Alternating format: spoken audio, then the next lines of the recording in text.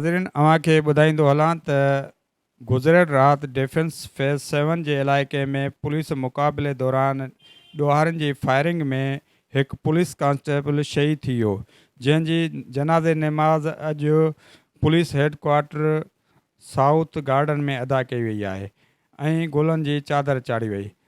जॾहिं त जनाज़े नमाज़ में IG Sindh Ghulam Nabi Memon, additional IG Karachi Javed Alam ओढो, DIG ॾखण इरफान बलोच, SSP ॾखण सैयद असद रज़ा ऐं ॿियनि पुलिस जे आला ऑफिसरनि ऐं जवाननि ऐं शहीद कांस्टेबल जे वारसनि, मिटनि, दोस्तनि ऐं माइटनि इलाइक़े वासियुनि वॾे अंग में शिरकत कई। उन मौक़े ते IG सिंध जनाज़े नमाज़ में शिरकत कंदड़ शहीद जे वारसनि सां ताज़ियत जो इज़हार कंदे शहीदनि जी क़ीमती जाननि जी क़ुर्बानीअ खे ख़राज अक़ीदत पेश कंदे शहीद जे वारसनि खे जल्द खां जल्द समूरनि ज़रूरी दस्तावेज़नि खे मुकमल करण जो हुकुम ॾिनो। नाज़रीन, शहीद कांस्टेबल अदनान जी उमिरि 19 साल हुई ऐं हू कराची जे शाह रसूल कॉलोनी जो रवासी हो। शहीद जे सोगवारनि में संदसि वालदीन, 3 भाइर ऐं 1 भेण शामिल आहे।